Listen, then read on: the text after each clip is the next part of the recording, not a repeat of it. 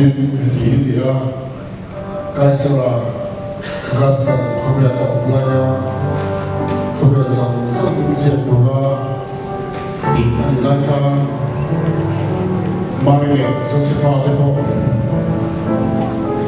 Kali Kuan, Kanin, Bekin, Lakoni, Bingsu, Turi, Kalbeta, Marima, Rai, Buat, Tujuan, Josephan, Chanzela, Kuabu, Biru, Sanawagin, Kuabu, Vero, Tujuan, Kuabu, Kampa, Kuabu, Tujuan, Anandin, Nama Tujuan, Marina, Sosipatu, Ain, Chon, Beta, Saudara, Anandin, Kuabu, Tujuan, Lele, Rano, dan seterusnya satu hingga ini tentang teknologi sudah jual bangkit roda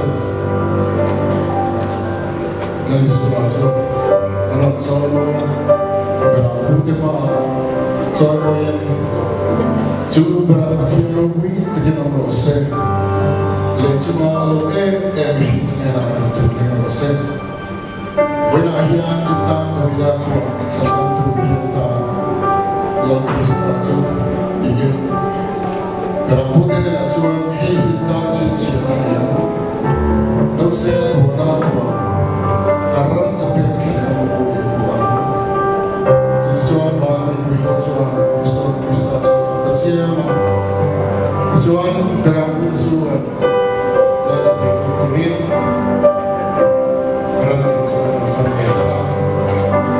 Bisa contoh tema andi itu teramai aku kami dengan mari serta tulis besar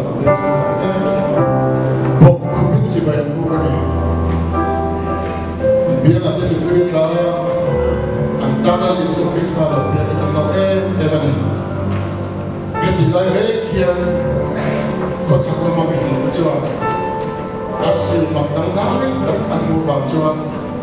Ini kita tidak film saya yang ladang dari kalau biar doang kau yang cantik tu kalau biar doang itu. Asli sanjinan semua dengan lebih cuan. Jualan harus dibuat cuan asli cuci lah. Biasanya mungkin akan cuan asli cuci sabar.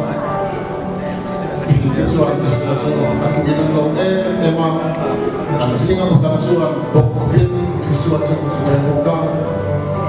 Lo nak kacau ada. Kalau yang mana? Kita pakai dapat cuan murah bagi. Bokin dari cuan cuci bukan.